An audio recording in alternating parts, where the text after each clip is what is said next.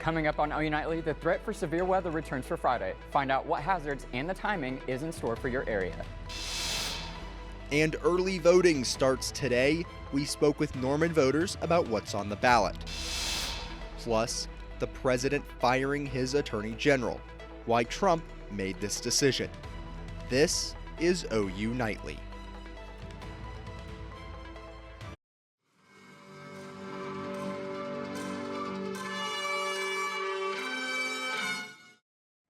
Thanks for watching OU Nightly. I'm Kevin Daniel. And I'm Cariana Gamboa. We had thunderstorms last night, and our campus weather authority is tracking another threat for tomorrow. OU Nightly meteorologist Hunter Brittingham is in studio. Hunter, what can you tell us?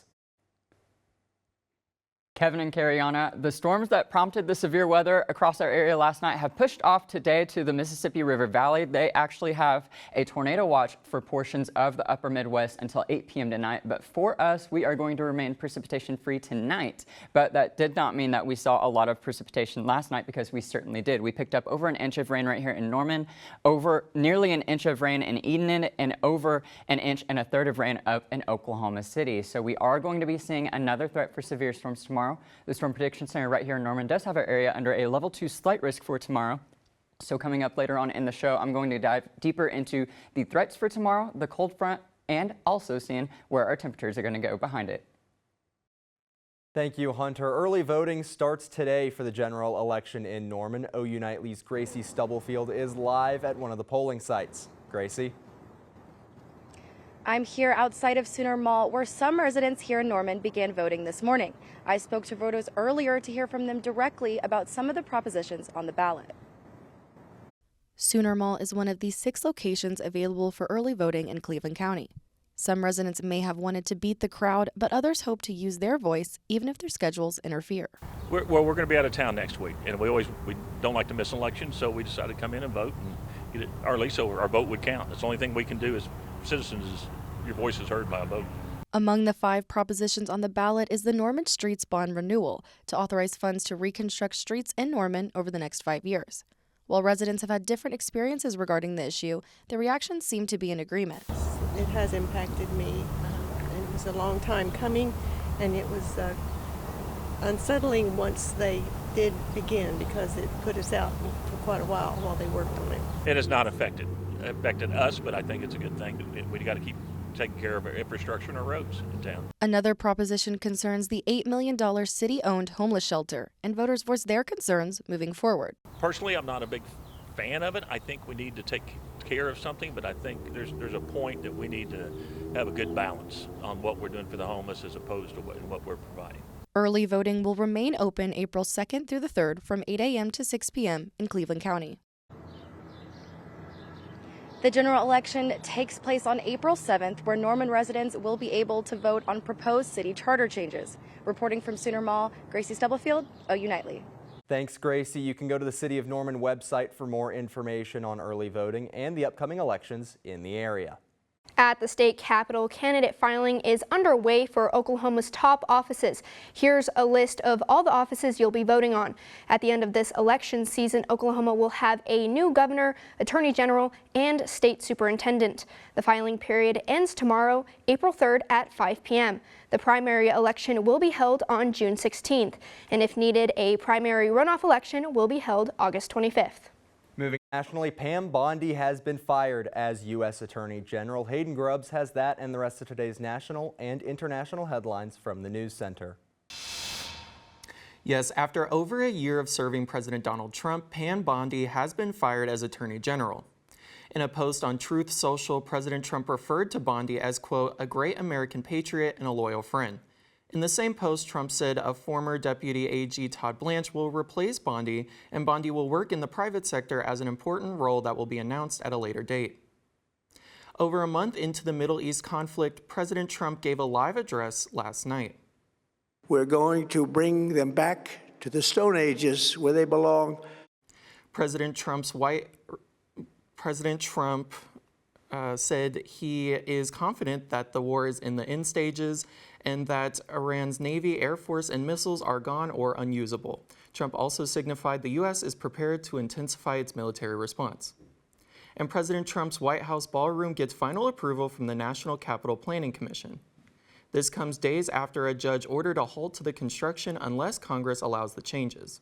The judge said the president is not the owner of the White House, but rather the steward. The vote was 8-1, and the vote allows the project to continue. And the 4-person Artemis II crew completed a successful sleep shift of 4 hours, waking up to adjust to orbit changes, and then back to sleep for 4 more hours. Kevin, Cariana. Thanks, Hayden. Norman is gearing up for Easter weekend, and if you're still looking for somewhere to hop around to, stay with us because we'll tell you where and when you can have some extra special fun. And if you're looking for some game night fun, look no further. When and where you can have some good old-fashioned competition for a cause after the break.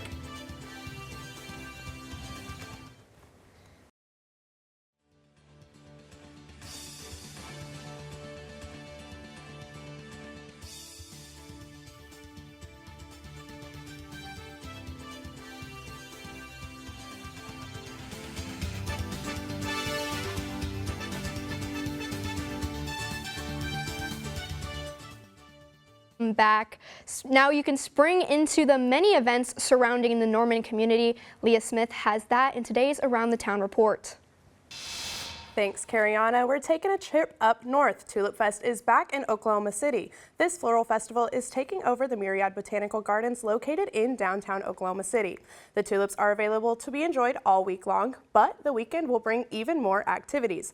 Live music performances, local food trucks, and a vendor market are all available to guests of the festival. And it's Easter weekend, which means the Easter Bunny is visiting Norman. Norman Parks and Recreation is hosting their annual spring egg hunt tomorrow evening. There will be plenty of activities to keep you and your family entertained. This will include food trucks, yard games, snow cones, and photo ops with the Easter Bunny. The event begins at 5 p.m. at Andrews Park. And Glee lovers, this live music roundup is for you. Channel your inner Finn and Rachel, and don't stop believing tomorrow night with Journey at the Paycom Center at 7:30. Sunday from 4 p.m. to 8 p.m. you can check out Jared Deck at Legally Brewed, and that night Hosty will be back at the deli at 10 p.m. For more information on these events and more, you can check out visit norman.com. Kevin, Cariana, back to you. Thanks, Leah. Meals on Wheels has served nutritious meals to seniors across the United States for over 70 years. OU Nightly reporter Hunter Cornejo visited with the local chapter here in Norman to learn more about their upcoming fundraising event. More than a meal is the motto for Meals on Wheels in Norman, as they serve around 250 meals per day. None of that would be possible without the help of their volunteers. The volunteers are the backbone of the organization. We say it's more than a meal because it's that daily interaction. The volunteers truly care about the clients, and that friendship that's developed between the clients and the volunteers is my favorite part of the program. Serving meals to those in need within the Norman community has been the mission since 1972. In order to do this, the gap between cost and funds must be filled, and fundraising events such as the upcoming Family Game Night help do this. We charge our clients based on the sliding fee scale. The majority of the clients pay under what we pay the hospital for the meals. So there's a big gap each month that we have to make up through fundraising. Meals on Wheels is hosting their first Family Game Night on April 11th from 5 to 8 p.m. at the Norman Masonic Lodge. Tickets are $20 for adults and $10 for children, and each ticket includes a pasta dinner and a bingo card. We want to get families involved and just kind of allow them to learn more about the organization and also the opportunity to help, and just have a family-friendly evening where we can get together and just raise money for our seniors. I would encourage everybody to get on and buy a ticket, and just know that your dollars are staying local, and the funds that we raise will help provide meals to the seniors in the community. Reporting in Norman, Hunter Cornejo, OU Nightly. Thanks, Hunter. You can purchase tickets for the Family Game Night online on their website, mealsonwheelsnorman.com. And coming up still on OU Nightly, a new app developed by OU students connecting others through food. Hear from the creators about their plans for the site.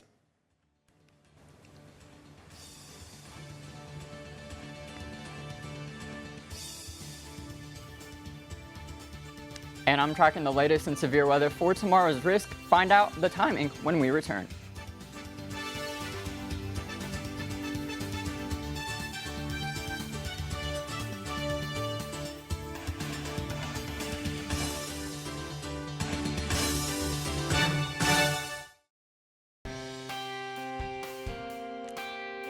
Welcome back to OU Nightly. Thank you so much for joining us on this Thursday afternoon. We are warming up very nicely across Norman right now. 85 degrees, 83 degrees right now in the Oklahoma City metro area. All of us right now are sitting in those lower to middle 80s. And when we look at things stateside, we are also seeing much of the same. A few 70s on the board as well. 78 up for our friends up in Enid this afternoon. So we do have that threat for strong to severe thunderstorms again for the day tomorrow. So the Storm Prediction Center, as I mentioned, has our area under a level 2 out of 5 risk for severe weather tomorrow. So this is going to extend from southwestern Oklahoma into portions of Kansas, Missouri, and up into the upper Midwest as well, where they are going to be seeing an enhanced risk for severe weather, being a level 3 out of 5. So what risks are we going to be seeing tomorrow?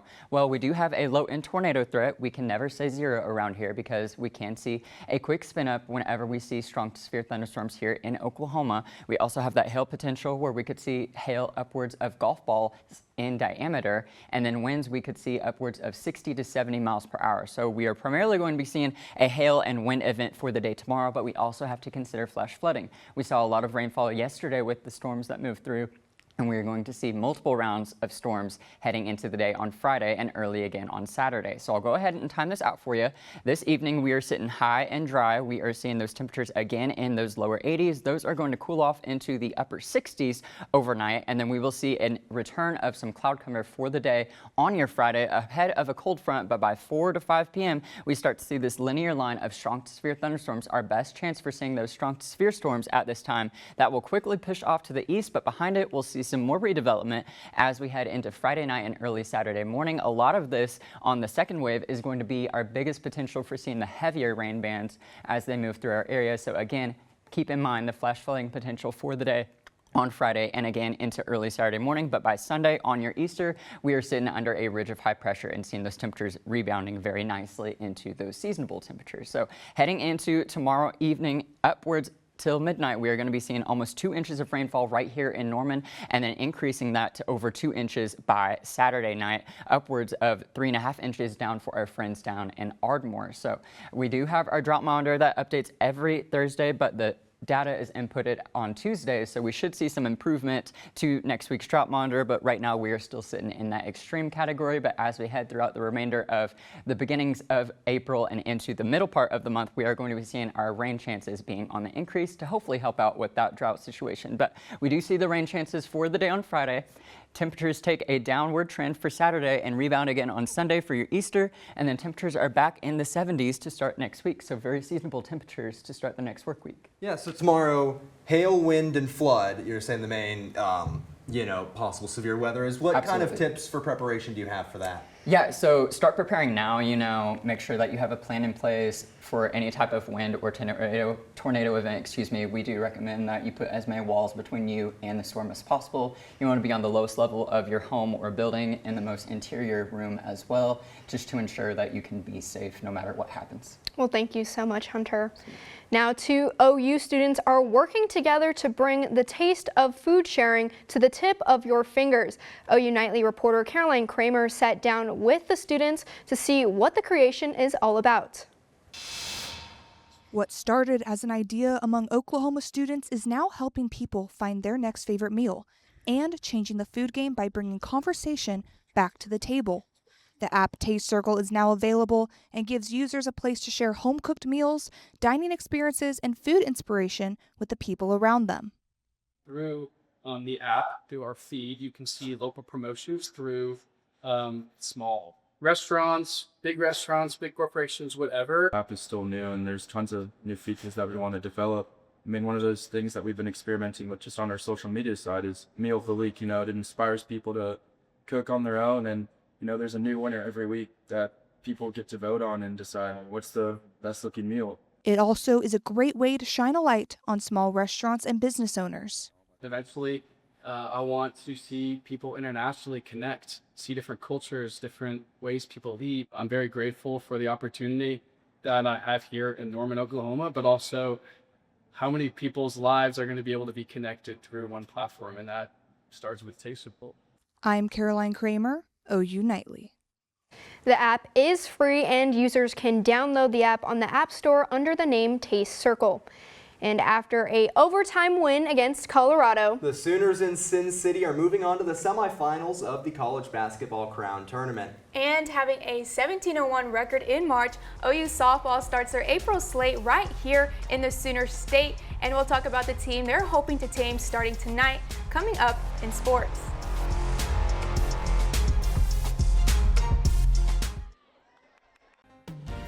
Hello, I'm Natalie Orozco, and it's time for sports.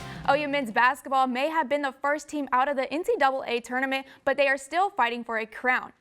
OU competed in the College Basketball Crown Tournament in Las Vegas. Last night they took on Colorado, gambling only 37% from the field, finding themselves in an overtime battle. The Sooners came out on top 90-86 to advance to the semifinals after taking some time off. That's kind of the toughest part when you haven't played in so long, is just finding that rhythm back. And I feel like we were able to do that over the stretch of the game. Obviously, we were a little rusty out there, but I think we were able to fight through adversity. That's kind of been our motto all year, is fight through adversity. Coach likes to say, the fight that push that rock off you, and that's kind of what we did today.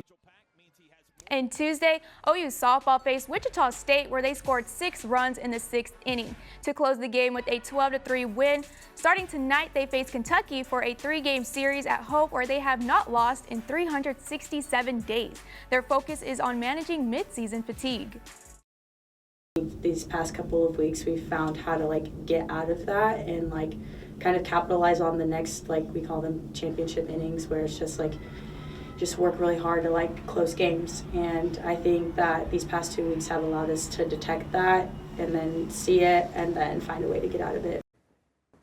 And OU baseball is coming off an 8-game road trip where they had their 5th shutout versus Oral Roberts. Tonight, OU hosts a top 20 series versus Alabama. The Tide has not rolled into Norman since 2018. OU's pitching remains strong as sophomore Michael Catalano went 5 innings with 2 hits, no walks, and 7 strikeouts. And junior pitcher LJ McCurry is on the Golden Spikes midseason watch list. And OU women's gymnastics officially flips into their postseason, competing in the NCAA Lexington Regional tomorrow, the final stop before the teams compete for that national title. The Sooners are set with the pressure to prove there is only one Oklahoma. Strategically peaking at the right time. This is the most difficult meet of the year, in my opinion. You know, it's a make it or break it situation. You come up with it or you don't qualify on. And we all know what that feels like. So the pressure's changed. And OU women's tennis freshman Evelina Laskovich is truly serving, as she was named SEC Player of the Week. Laskovich went 4-0 on the weekend, leading OU to a 4-1 win over #1 Georgia, the biggest win in program history. And tonight, OKC Thunder hosts the Lakers for an intense Western Conference matchup. Luka Doncic is coming off a 40-point game, and OKC is coming off an overtime win versus Detroit, 114-110. Tip-off will be at 8:30 tonight. Cariana, Kevin? Thanks, Natalie. And still coming up, this story will have you wanting to pick your own perfect pebble. A group of young artists painted pebbles for a good cause. Find out who they gave them to coming up after the break.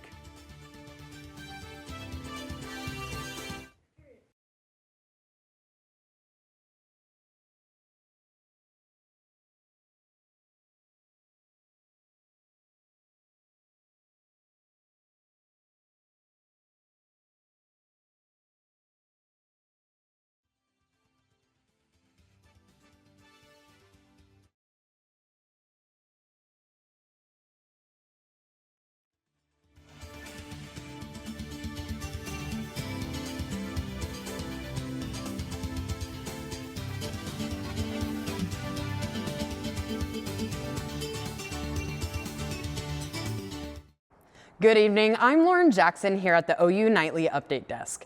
A train crashed into a semi-truck in Oklahoma City earlier this afternoon. The wreck occurred near Newcastle and South Rockwell Avenue. There are no injuries that have been reported. The driver of the semi was checked and refused treatment. The accident is still under investigation tonight.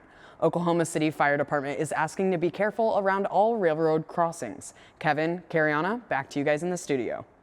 Thanks, Lauren. Now we're going to send it back over to OU Nightly meteorologist Hunter Birmingham. Just, Hunter, what do we have to look forward to the rest of this week? Yeah, so definitely that threat for strong to severe thunderstorms for your Friday, but we are going to be drying up for your Saturday and especially for your Easter Sunday, returning to more seasonable temperatures back in the upper 60s and then some lower 70s to begin the next work week. So we are going to be seeing a drier pattern after the few days of rainfall that we have seen this week. And this is also a great time to also talk about the wonderful application that we have, Next Gen Weather Call. So if you scan the QR code on your screen, you can be able to get text messages or calls to anywhere you might be. Awesome, thanks Hunter. Now take a look at this. These young patients painted more than 1,000 rock pebbles for the penguins at the Edinburgh Zoo in Scotland. This is the 4th year in a row that the zoo has teamed up with the Children's Hospital. The penguins picked out the colorful pebbles to impress their potential mates. And the young artists got to watch the penguins via webcam to see if a bird chose their pebble.